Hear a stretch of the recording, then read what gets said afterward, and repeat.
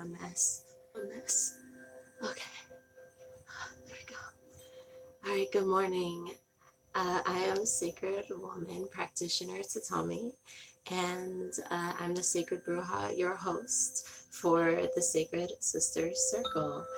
Today I tried to get up and get started a little bit faster so that maybe we could have a quieter room yoga dance session without my kids screaming and running about.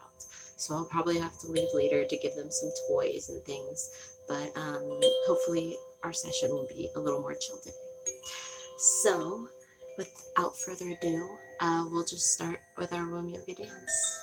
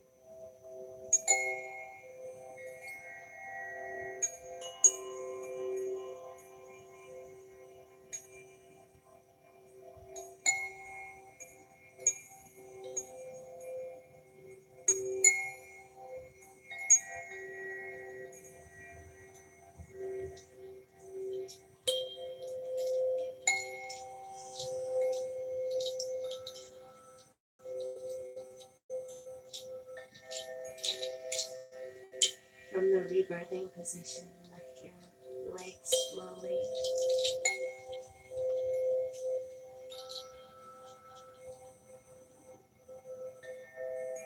To either side.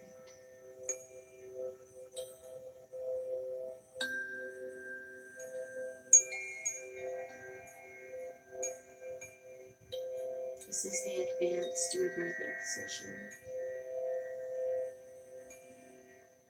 You're holding the bottom of your feet and letting your knees rest down to the earth.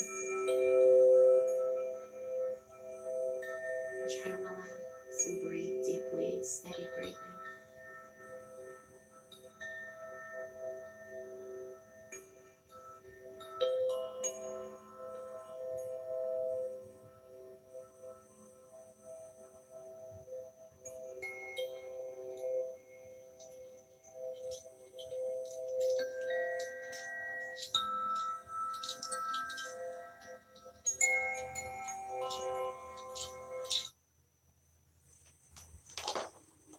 Would you like to discover a step?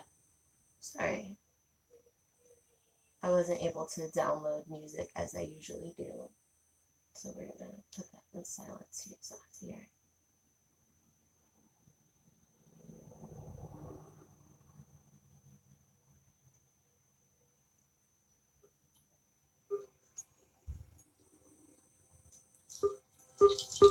Luckily, it lasts like 30 minutes. I've been playing this for a minute. Alright.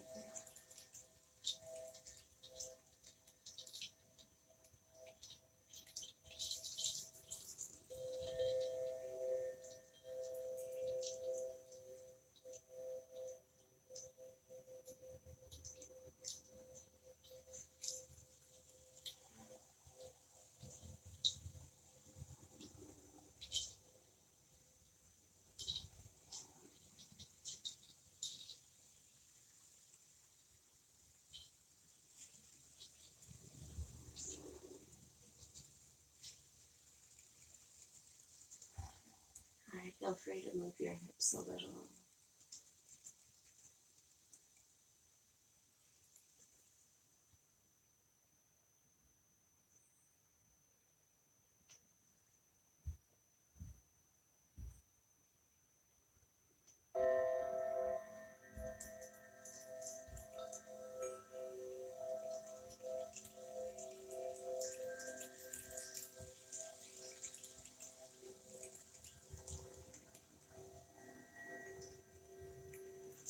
Alright, now we open our legs.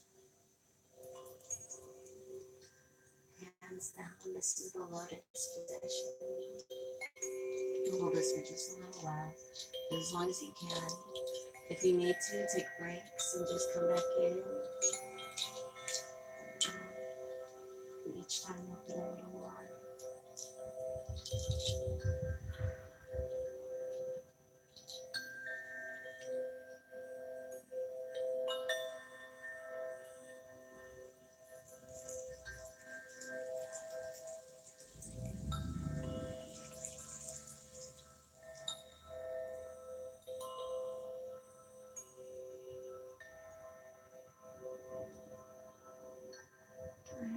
This position we keep coming back into is our womb seat. Our womb seat. And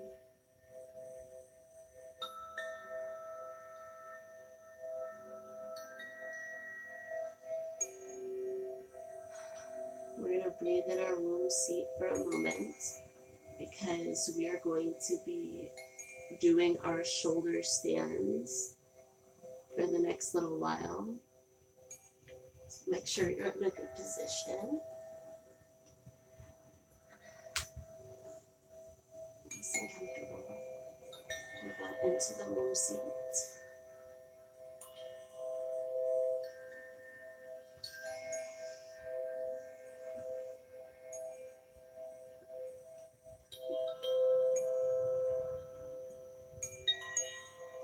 Alright, so our first pose is inner reflection.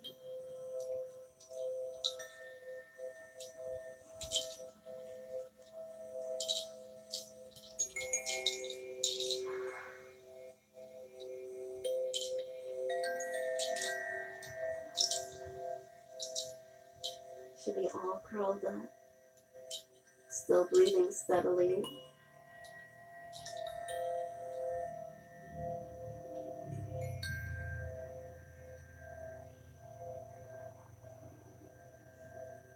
From here, we're going to do the great womb purge that lifts us up.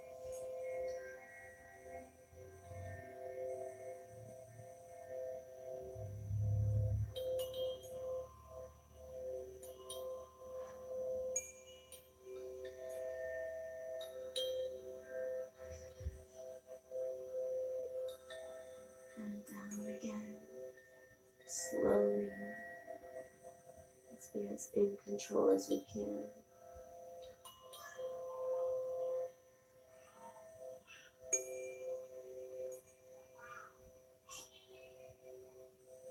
Up.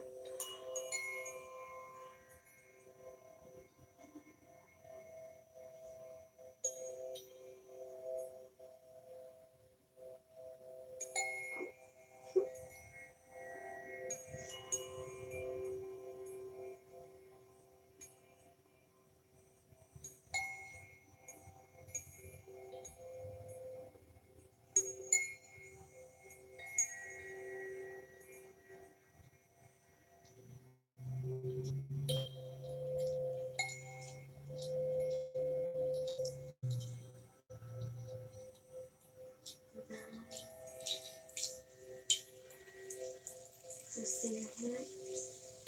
And we're going to really slow you down.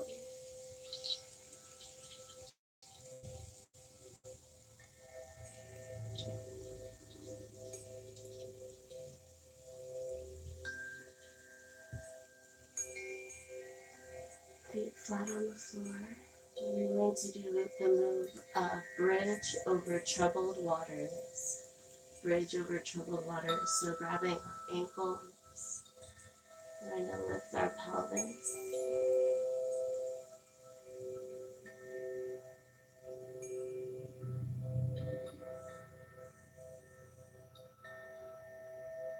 And release. And we're going to lift up 3 times. We'll go 1,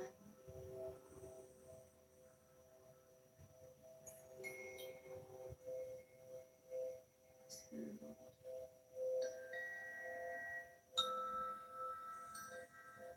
and 3. We'll hold again.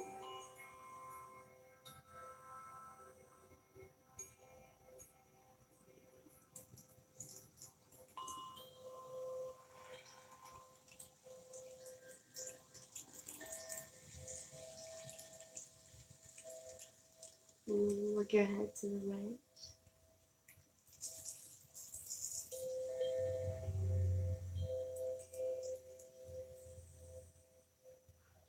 Look your head to the other side.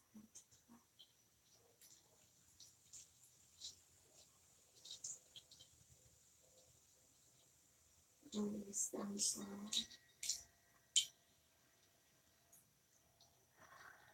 We'll do it one more time. One time.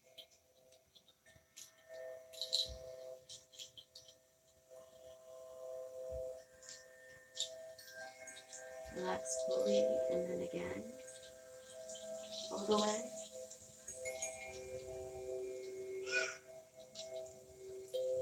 Release.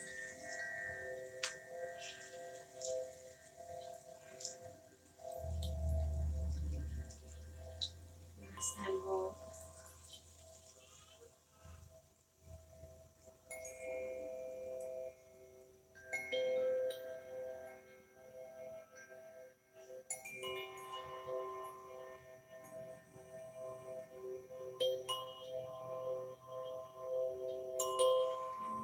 Hands up to the sky. Release.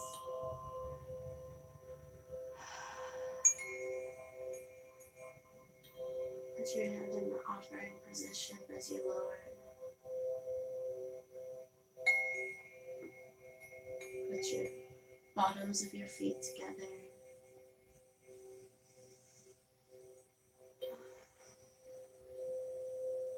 Back in the rebirthing position. We'll rise up into the altar.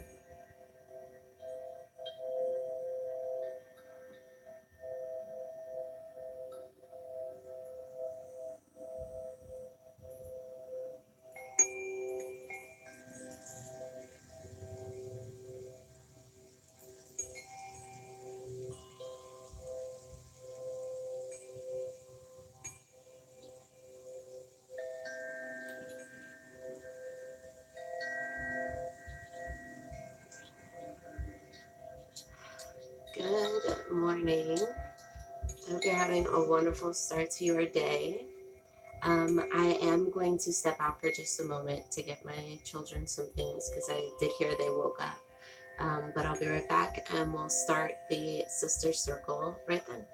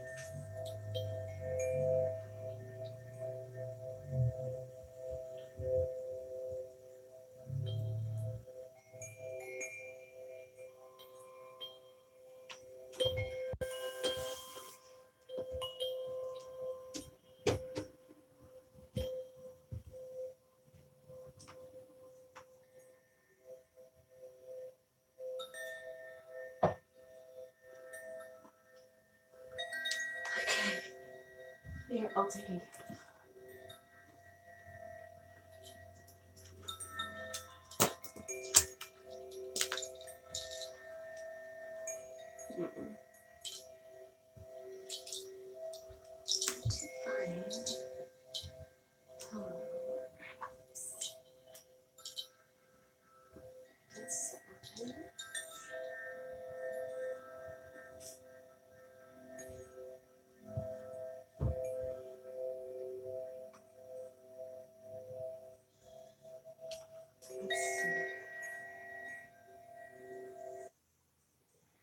Alright, I'm gonna see if I can't get us some sacred woman music to start our circle.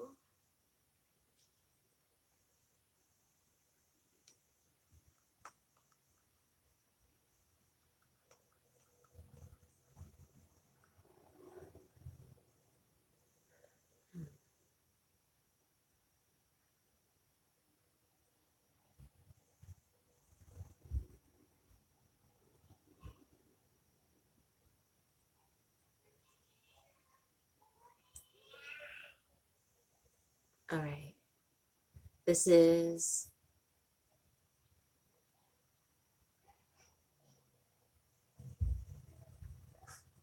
hopefully gonna work. This is our time. Right, wait, start here. This is our day. This is our house for the Sacred Woman CD. This is our hour.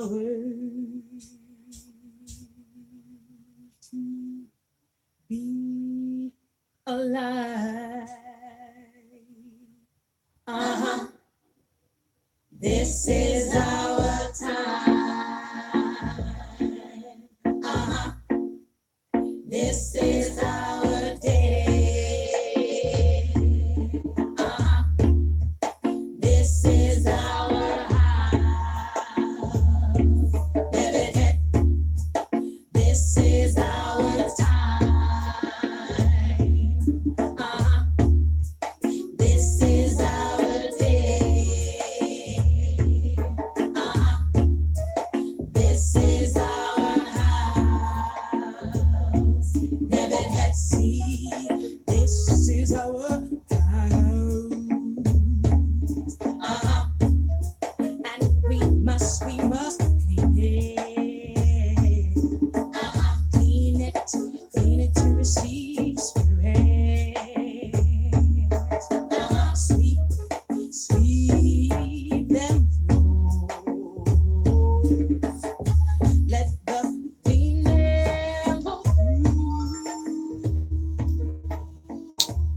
and hide those wonders of all the decay and mildew.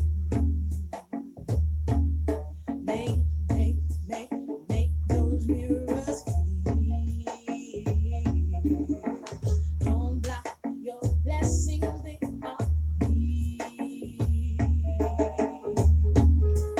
This is our time. This is our day. This is our house. This is our time. This is our day. This is our house. Let's see. This is our day. We got to release all that's been. Let go of all the pain. That past that's been holding us back. The work you can't pass it by. You must do it if you want to fly.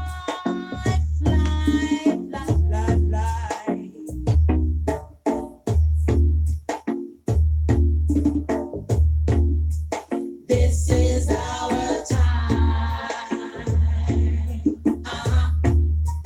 This is our day. This is our house. This is our time. This is our day. This is our house. This is our time.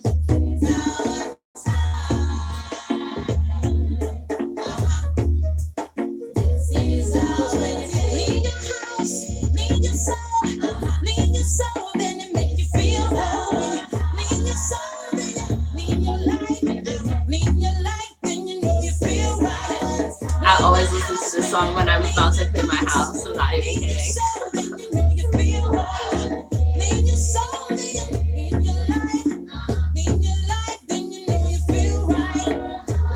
And you can get this at queenopera.com if you like the music. This is as close as I found to ancestor music that people have made in modern times.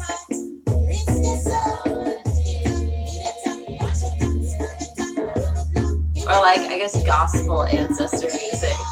It's as close as we've gotten. This is our time. This is our day. This is our house. This is our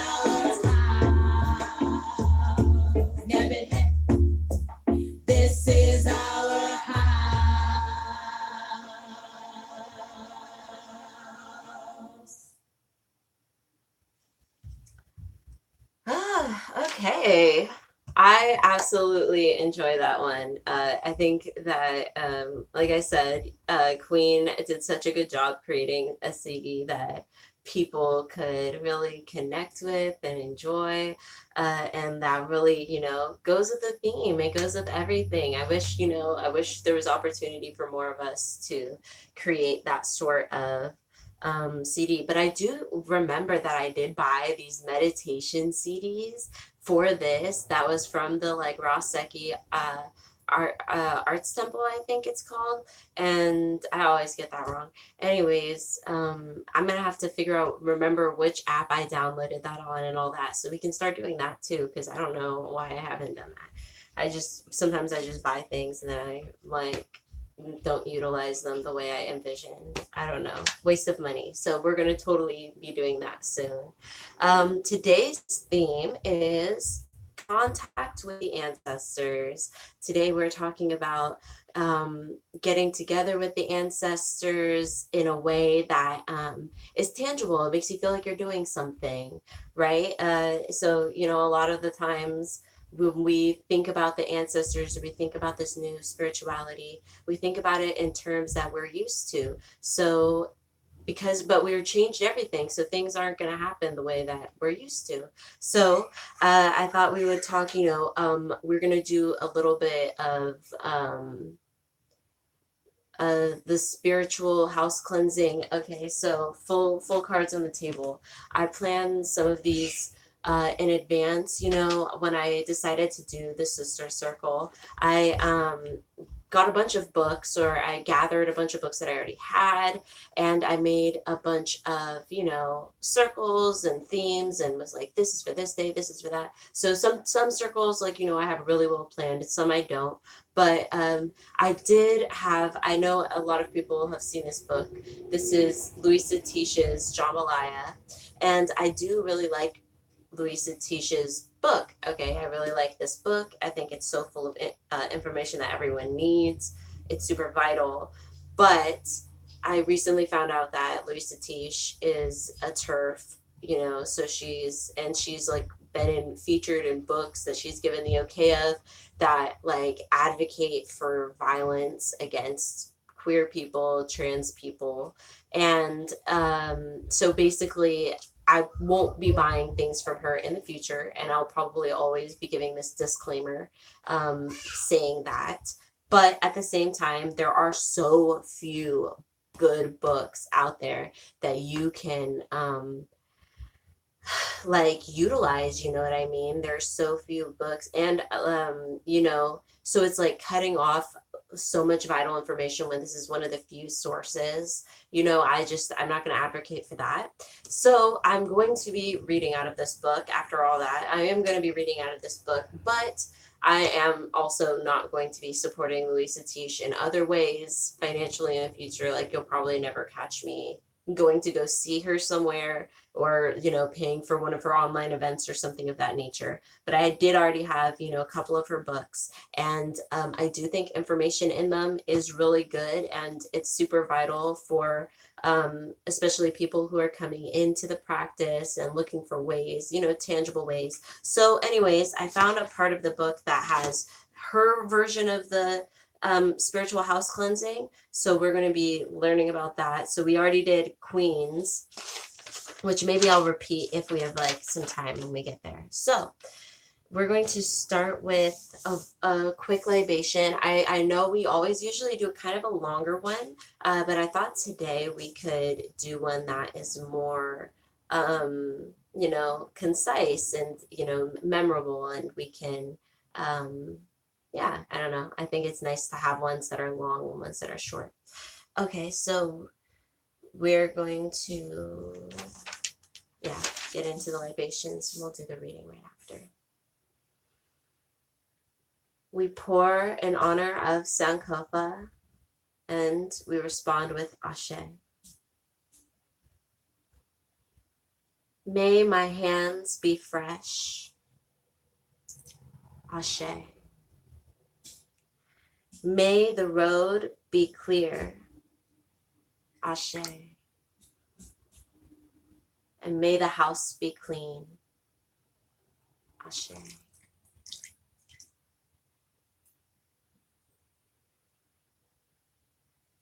I'll pour this outside another time. So that's a good one to maybe put in your womb journal. May my hands be fresh. May the road be clear. May the house be clean. Very simple libation prayer. So if you have Jambalaya, we're going to be turning to page 78 to start. This is in the section entitled, this is chapter 6, Shrine of the Mother. So on page 78, where was she? Okay, so she says,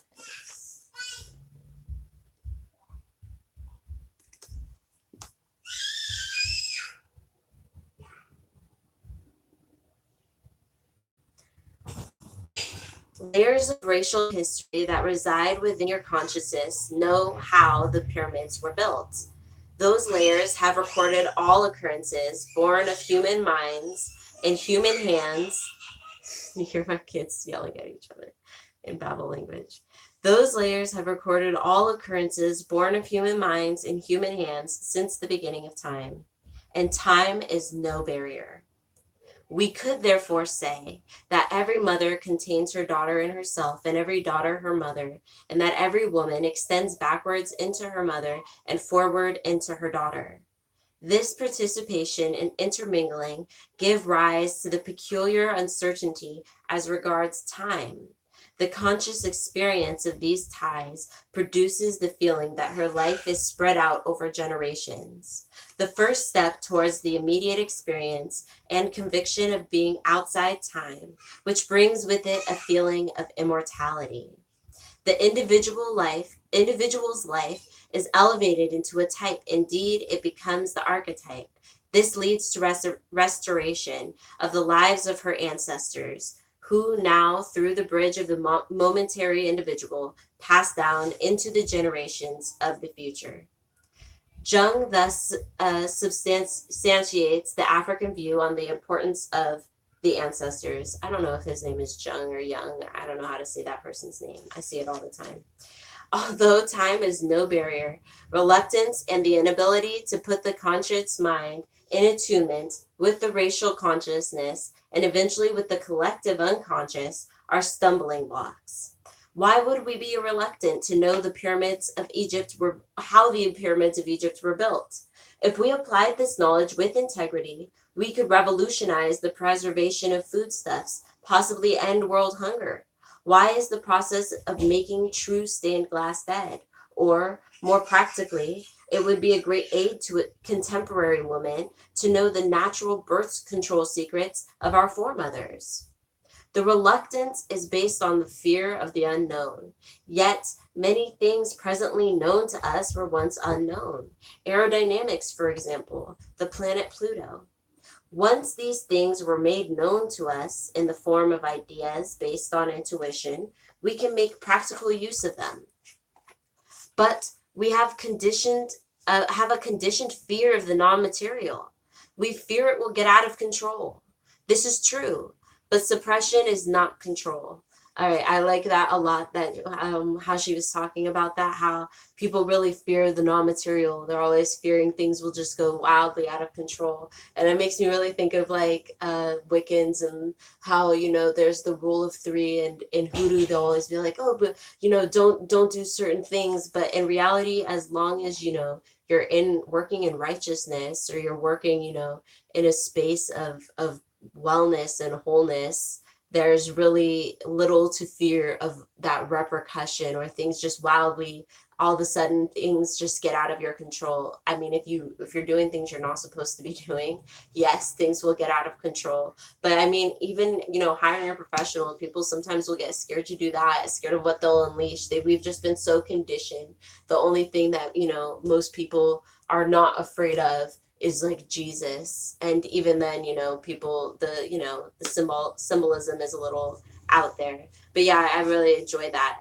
It is true that things may get out of control, but you ignoring them, you pretending they don't exist, you labeling all of them, not like the devil, single, everything is just the devil. We all know somebody like that, who everything is the devil. Even when you're just like having a regular conversation, everything is the devil. And that's suppressing it. That's like not actually addressing it. That's not seeing what the issue is. That's not getting to the root of the cause. That's just labeling it as something and staying far away from it. And that's obviously not the healthiest or the safest, which is why people get a side eye, love and light witches so much. Is because it's like, are you addressing the darkness, or are you just ignoring it and pretending like if you only focus on the light, or you only focus on these like wonderful things and whatever the light, entails in witchcraft, then, everything will just be fine. But you do have to address the shadows. You do have to address everything else.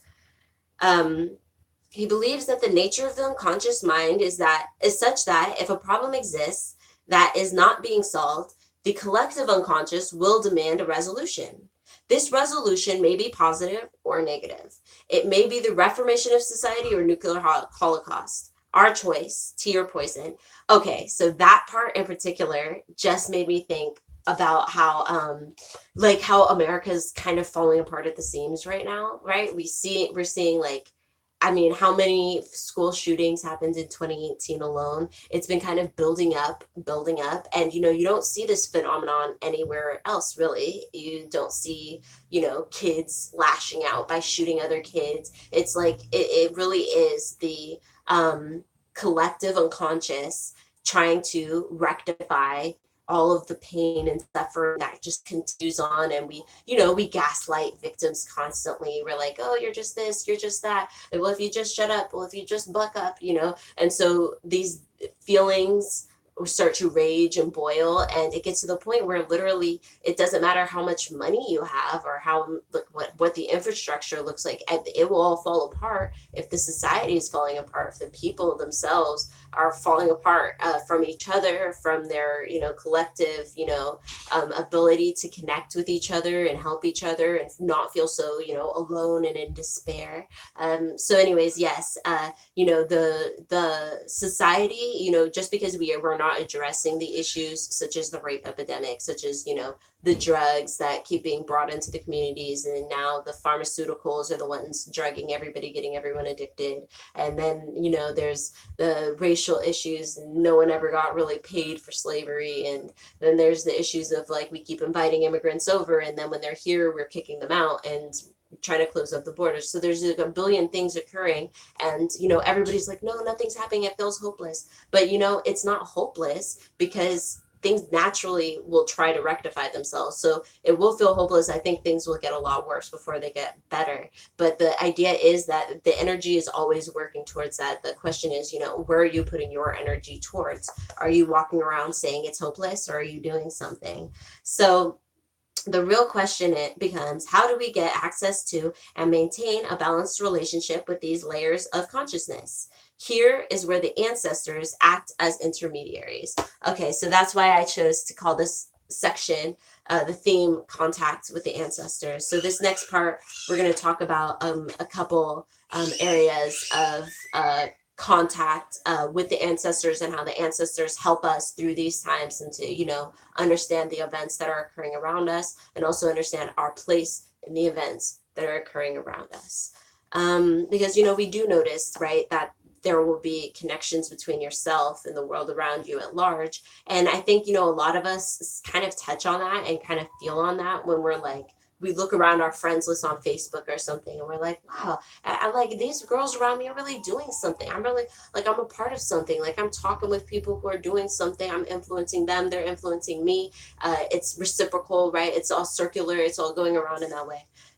So anyways, I think we're touching on that feeling of understanding our place in the world when we recognize that, when understanding how everything really connects. So number one, you have your conscious mind, which is your rational layer.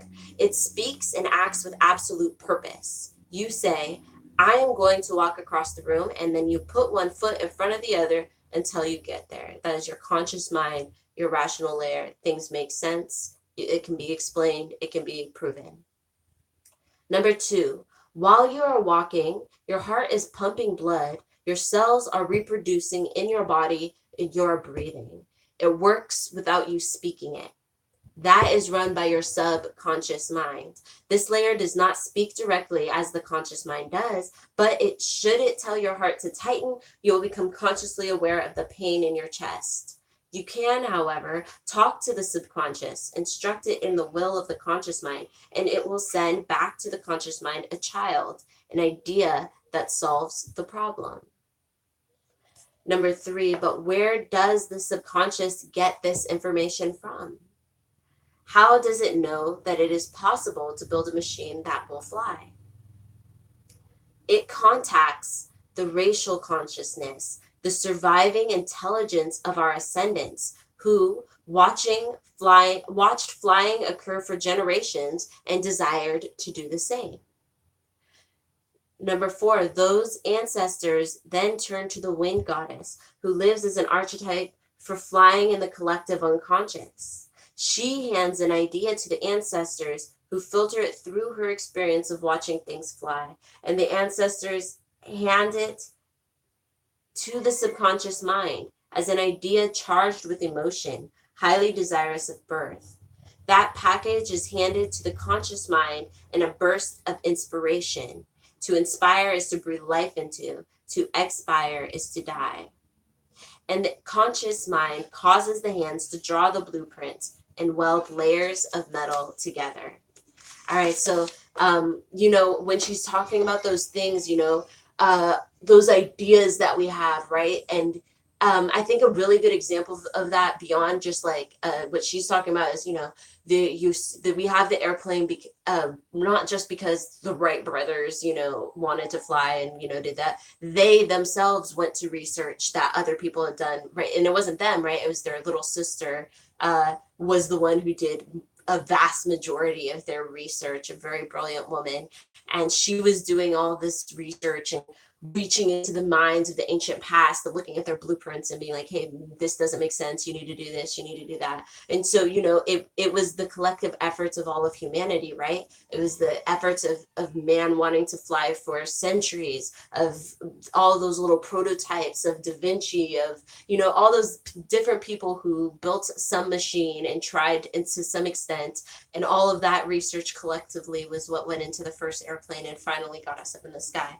But another example that we can all relate to is music, right? Once you start to study music and you realize all these subgenres, they came from this, which came from that, which came from that, which was inspired by this, which happened because those people came over, and then those people went there and they found this instrument, and those people brought this instrument with them, and then they were jamming together in this area, and that created this. And each little part is inspired by another part and then influenced by another part, and it all kind of like it all just kind of goes back into existence. And you can, when you hear the music today, right, it's an amalgamation of the collective of everything that people have been doing and enjoyed, and the tried and true is still here, and the new stuff that's mostly, a lot of the times, right, we have a lot of stuff blended with the old stuff, because it's all there, it's all in our bloodline, right?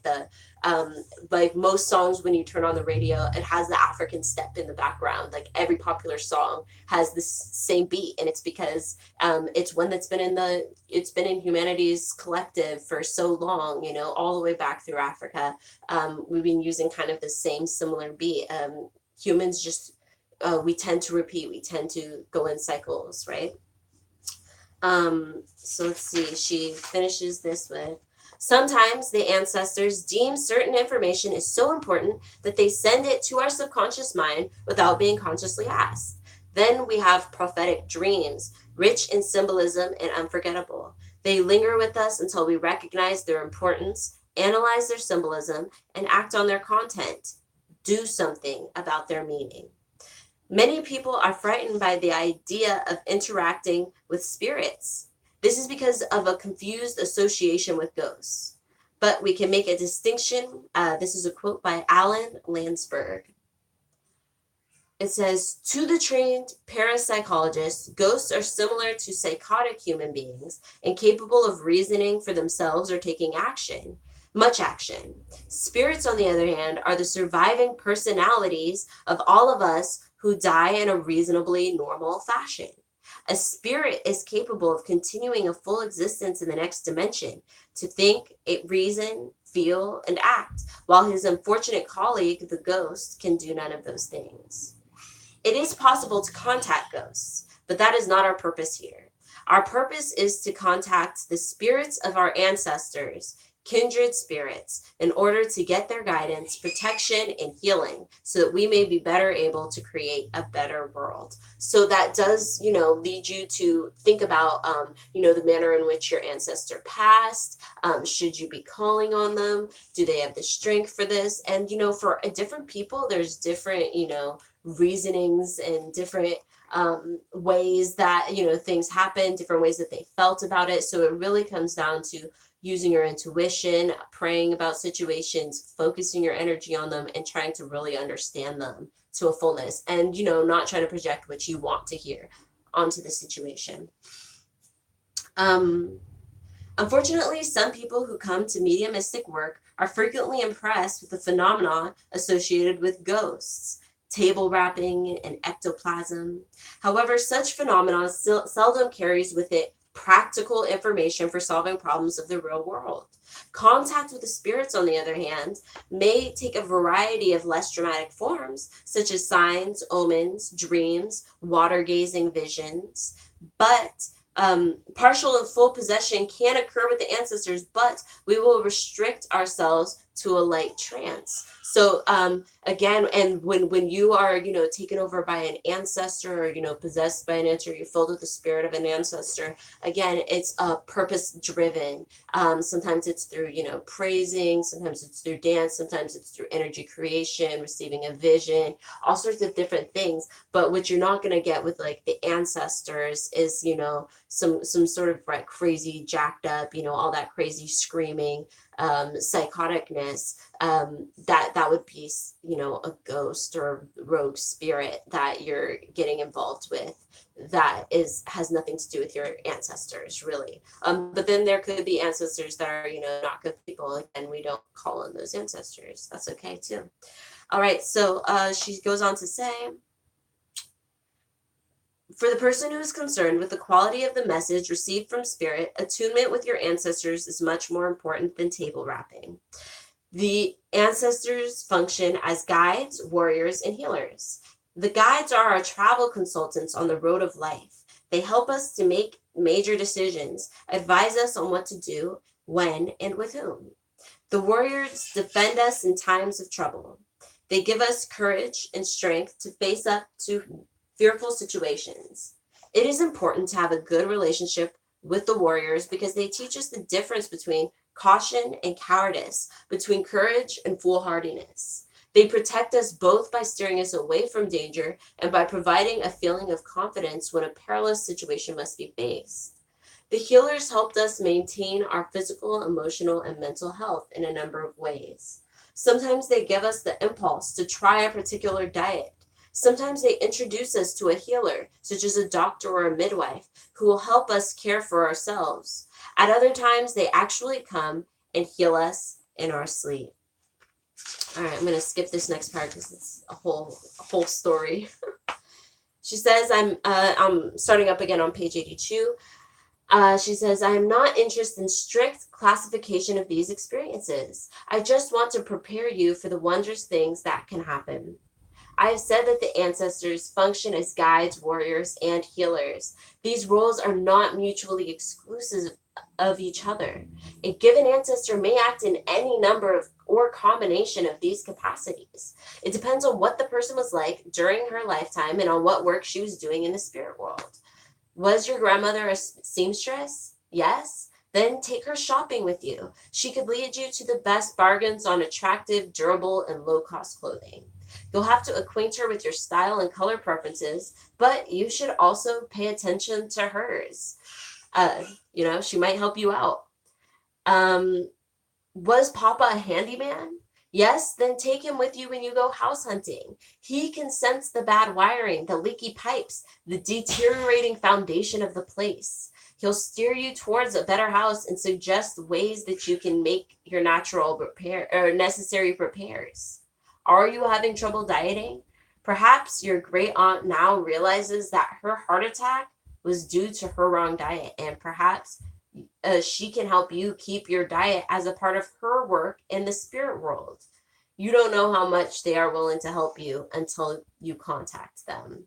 So, first, I think this section was so important because one, it reminds you to ask for help from the ancestors in everyday situations. It's not just about, oh, like, let me show up when everything is falling to shit around me. And, I need $10,000 by Sunday or I'm evicted. You know what I mean? It's not about showing up just at those times. It's about those little things too throughout the week that you can ask for, right? While you're praying throughout the week, while you're saying that you're thankful, while you're, after you've blessed your food and you've like done all those things, you've given them water or some food at the altar, you can ask for these little things. Then if you're keeping care of everything, go forth and remember them at those little times, because not only is it, that you're remembering to ask, or you're remembering to, and even that you're just putting it out there, but it's a part of keeping them in your life throughout the day. And that is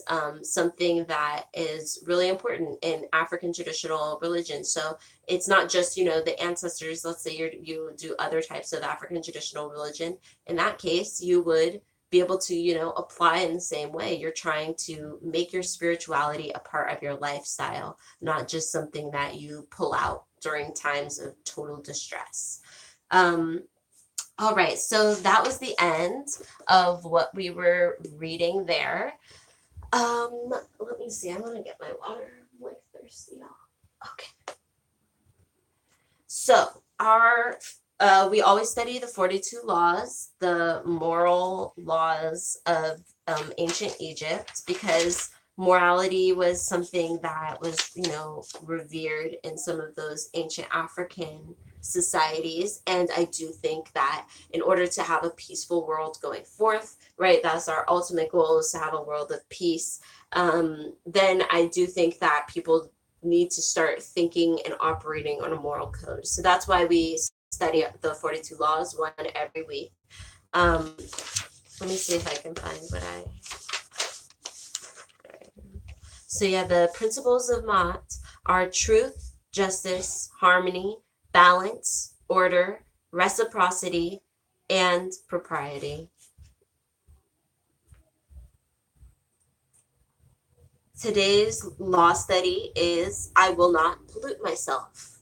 So when we think about not polluting ourselves, we think about what we're doing and we think about why we're doing it, right? So you can start with the most obvious. You have your sacred foods, right? And we don't pollute ourselves by giving ourselves sacred foods so that one, our body is, well taken care of. It can run and operate smoothly, but also so that our body isn't using so much energy to digest meat and dairy and, fighting off illness and mucus and trying to get things the heck out of there. And when that energy isn't being wasted there in our colon, it can be used for our spiritual activities, for our, putting our energy towards making our business better, or our goals, whatever our goals or hobbies are, our family life, whatever it is that we're thinking about doing. Now suddenly that energy that's not being wasted in our colon trying to digest things is being able to be used to do other things in our lives. And then further, speaking of the colon, speaking of sacred foods, our colon is right above the womb. When our colon is not so heavy, when we are eating those sacred foods, when we have our body flowing smoothly, we're doing our womb yoga dance. So our body temple is, flowing really smooth. Then the womb is able to move around freely. It doesn't feel weighed down, bogged down by the colon, by all this waste, by all these toxins. So the sacred foods is huge for not polluting ourselves, of course. Then we have sacred space. Are we polluting our sacred space? I think, not cleaning is a big one, not making sure we're tidy. Right now, the rest of my house is great. This room is struggling a little bit. So I definitely am, struggling with not the clutter so much as it's like gotta fold up all the clothes. And so, there's that portion, right? Cleaning. But then there's also the idea of what you're bringing into your house. Are you just buying, are you the type to just buy things and bring them into your house? Fuck all the energy, who cares? I like this thing, or I just saw this little trinket sitting out on the street. Like, do you just buy anything and everything? So then you go further, and you know, some people get to the point of being hoarders, but I think a lot of people, they think like, oh, the to be a hoarder, you need to be at that stage of, you know, piles of cat poop in the corner, 50 cats in your roof, and, you know, a collection of every newspaper since 1922. You know what I mean? But it's not, it doesn't have to be that bad when you think about it. You know, a lot of people in America are hoarders. We all have a room that looks exactly like that room that they leave, right, with all the boxes, but we call it a garage, and we feel, you know, good about the fact that it's just a garage. You know, it's got a bunch of boxes of it, of stuff we never look at for years and years and years, but we never give it up, and we're, you know, adamant that we won't give it up. But at the same time, you've got to think to yourself, you know, do I do this in my own home? Do I have a bunch of things in my own home that I never use, that are just taking up space, taking up time, taking up energy?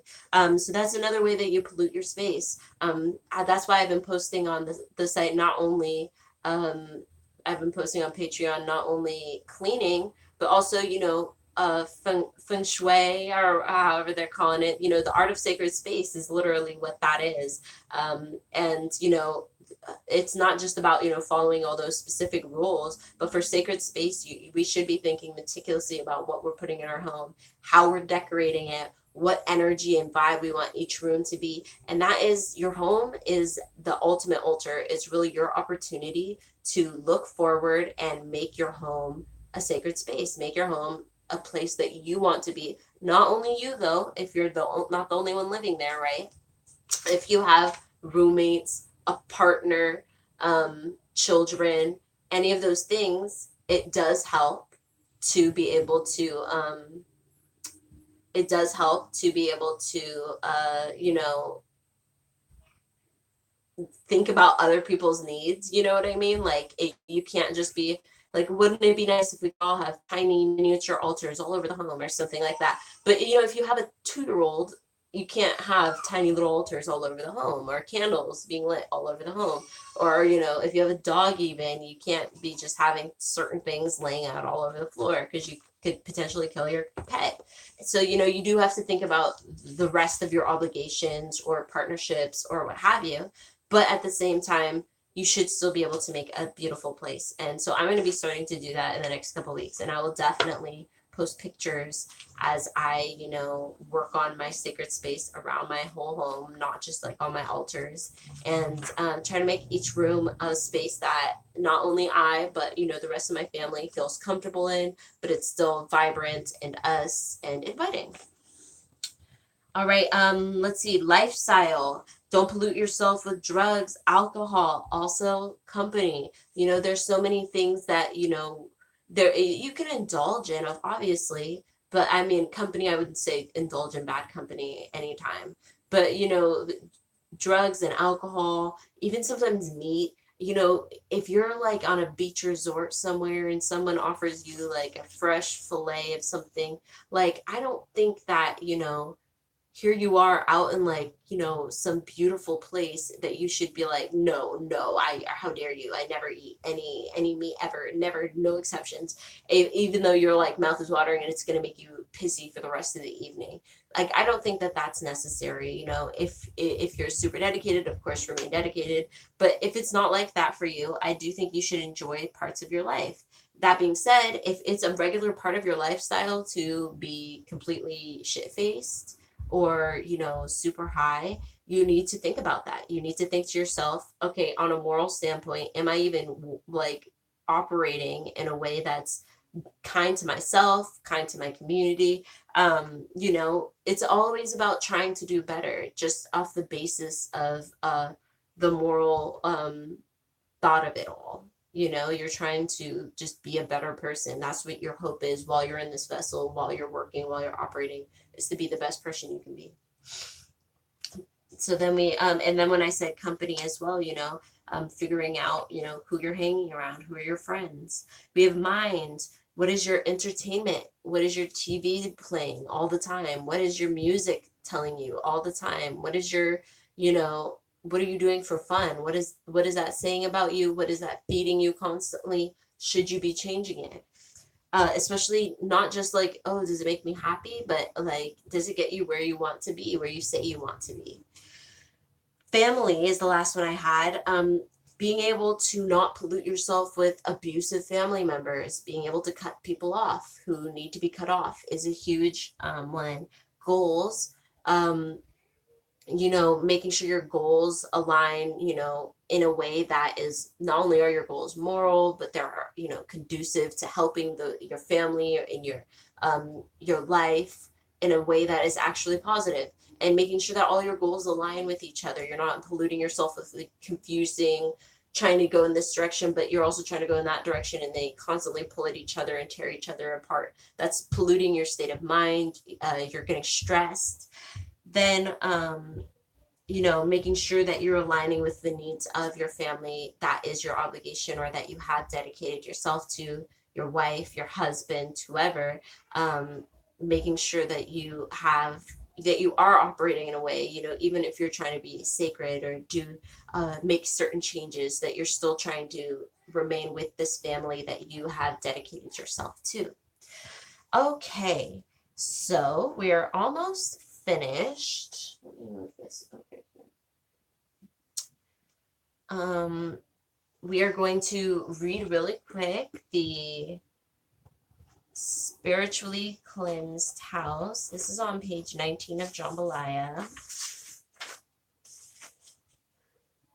She said, the first work, household magic, to spiritually clean a house. Make sure you're taking notes. All right, moving clockwise, place a teaspoonful of salt in all the corners of the house, beginning at the front door and ending at the back door. Sprinkle bay rum on the tip of a new broom and beat the walls from top to bottom at the corners.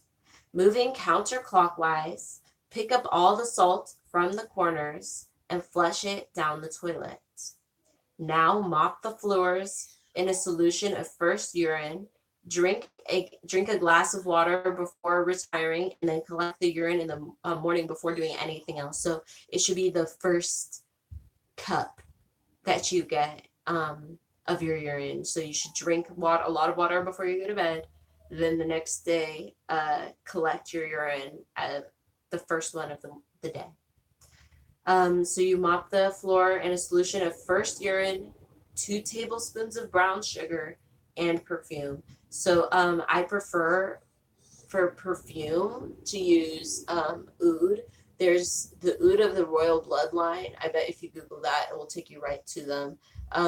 Is so excellent. They pray over it. They, do put so much good energy into this stuff, and it smells heavenly. I've bought 2 different ones, and they were both excellent. So I highly recommend them. And those types of perfumes like ouds and those types of things are, very traditional African methods. All right, so if your home is also your place of business, add 3 pennies or other coins, depending on the amount of trying to attract, and Chinese or Van floor wash. Other floor washes that you can include. So there's the Van floor wash.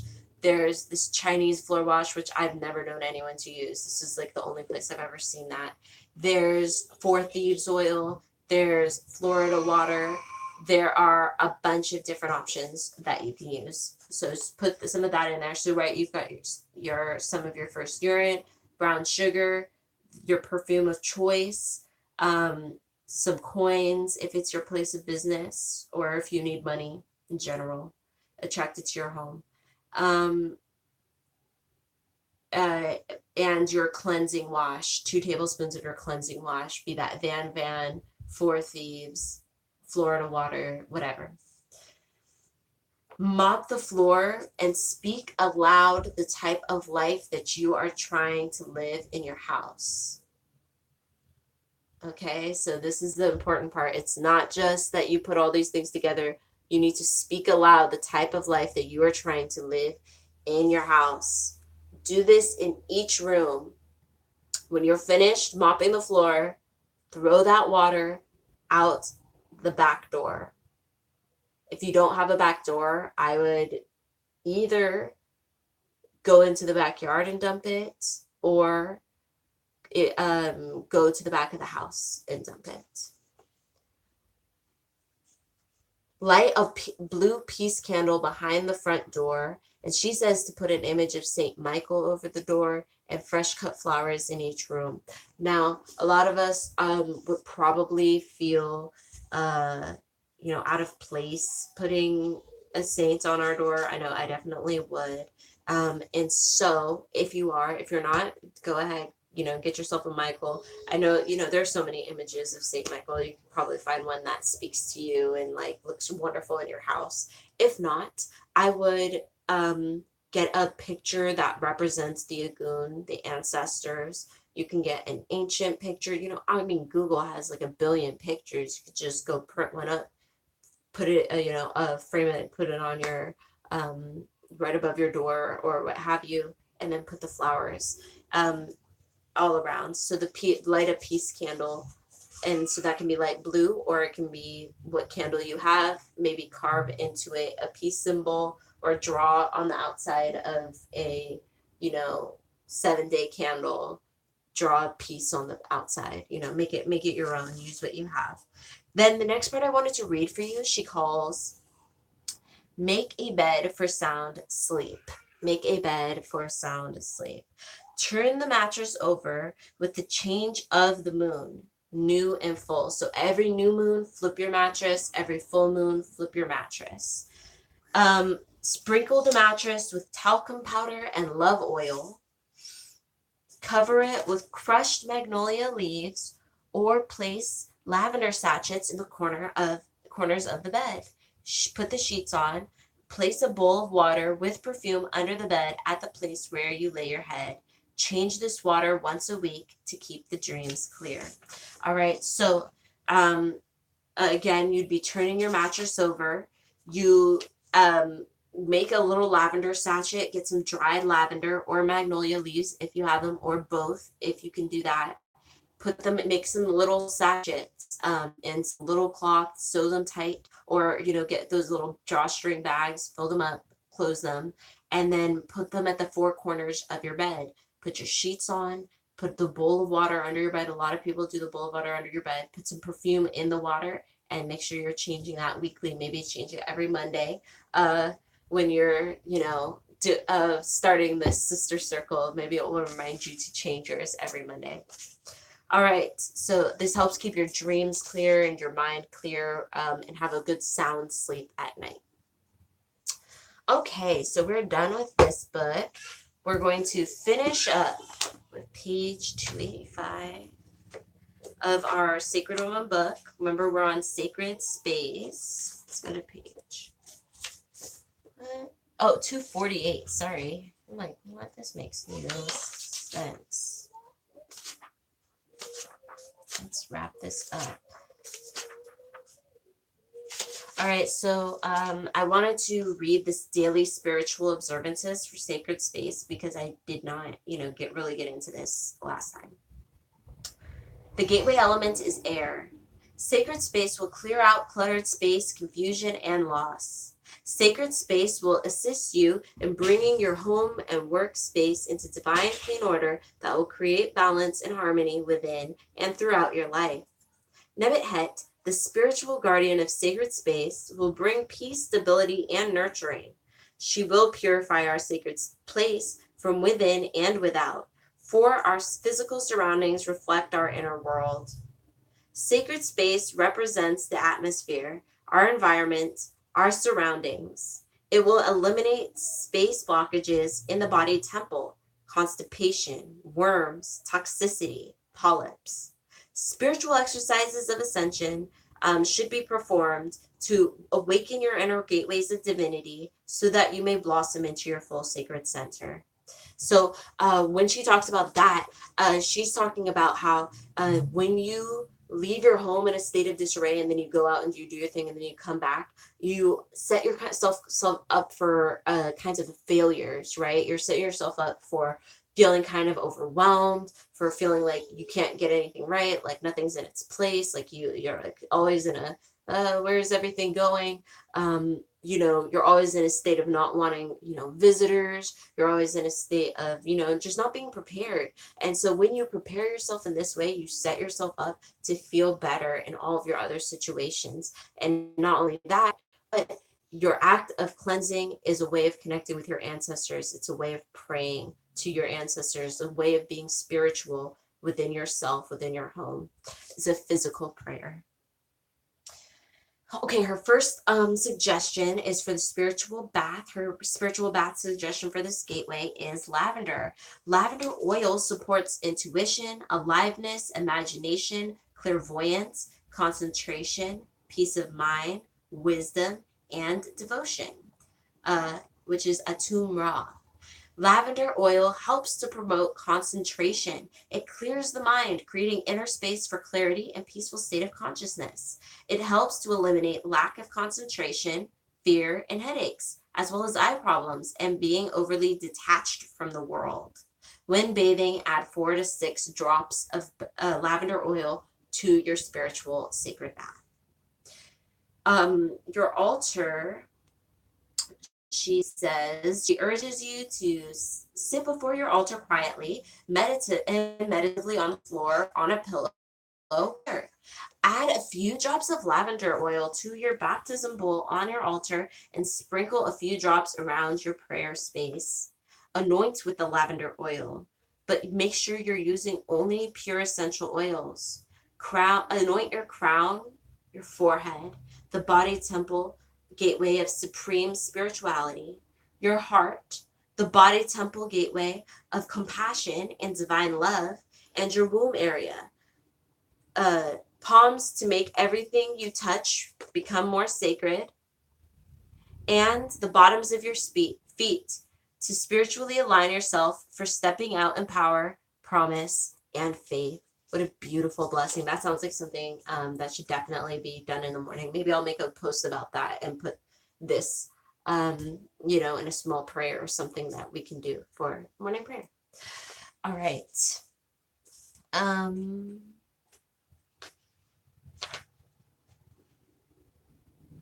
We'll do that another time. Okay, so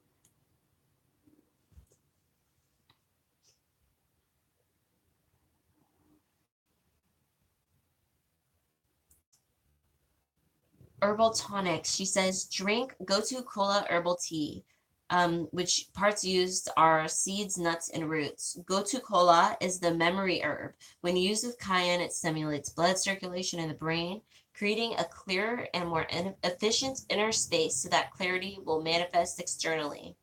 Gotu Kola is spelled Gotukola. All right, enjoy your herb tea in your favorite mug during or after your spiritual writings. So when you use these drinks, you don't just have to drink them. She says use 1 tea bag to 1 cup of water. Boil 1 cup of water in a glass, clay, or stainless steel pot. Turn off the flame. Add 1 tea bag and let it steep before or after the morning bath or a sacred shower. Strain herbs from water, then drink with joy and peace as you breathe between sips and settle into easy contemplation and reflection. Flower essences, she suggests you have Indian paintbrush, addresses issue of scattered or disheveled quality and living environment. Mountain pennyroyal purifies the home or environment, especially when contaminated by negative energy.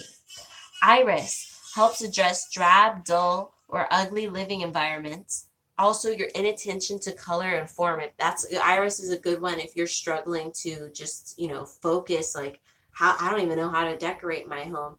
Get a little of that iris into your mind and just meditate on how you envision your perfect home looking. Maybe your home is all white with some green plants in every corner. Maybe your home has all those bright, beautiful tapestries everywhere. Maybe your home is all purple and zen, or each room is a different color and everything is, perfectly put into its little place. Every person is different and every person responds to a different environment. Think to yourself, where do you want your environment to be in 2 years, in 1 year, in 5 years, and focus on that. Let's see. I have to hurry up. My kids are going crazy over there. We have Canyon Dudlea helps address the inability to identify with your ordinary household tasks. Helps address the inability to identify with your ordinary household tasks or daily living responsibilities. That's called Canyon Dudlea, Dudleya. Star Tulip allows your home to become a source of soul experience. Sagebrush, purifying and simplifying one's style, especially when surroundings are congested and disorderly. So sagebrush, especially if you feel like you collect too many things, have too many things, you need to really just order it up. Get some order in there. Get some sagebrush. You can either burn these if you have them. Burning incense is a wonderful method of African spirituality, or you can get the essence, oil essences, and be using them that way. Heat them up that way. Last one, Shasta Daisy, bringing parts of living environment into great wholeness and relatedness. Let me look at him real quick. I don't know why he's so upset. Can you please use your inside voice when talking to Tyra? Tyra, can you please listen to him when he's talking to you? Thank you. I think my daughter is a bully, guys. She's like put his toy under the sheet of the bed and is like sitting on it. Okay, anyways. She advises you to follow, the correct diet. Sacred space journal writing. This is best done after your internal cleansing or meditation. When you're cleansed and centered, you can receive spiritual messages from the ancestors with grace. When you are in the spirit, messages travel down through your spirit mind to your heart, into your hand, and onto the paper. The best times to receive this spiritually inspired written work is after you've completed your altar work between the hours of 4 a.m. and 6 a.m. Keep your very special pen and journal by you or on your altar, and by or on your altar to work with the power force and stillness at the coming of dawn, which is the hour of Nevet Het. Affirm your daily life. Write in your journal at this time thoughts, activities, experiences, and interactions that occur to you. You can also write down your self-inspired hopes, visions, desires, and affirmations, so you will draw from them for help and support when in need. If you feel that you're unable to contact your inner voice during your journal work, call Sesheta, the keeper and revealer of secrets, who is indwelling, to assist and speak through you. Okay. We are going to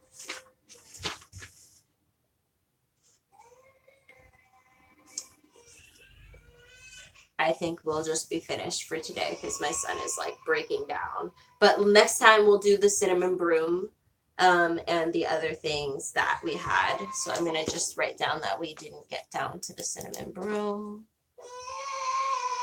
I hear you, Taka. I'm coming. I'm coming.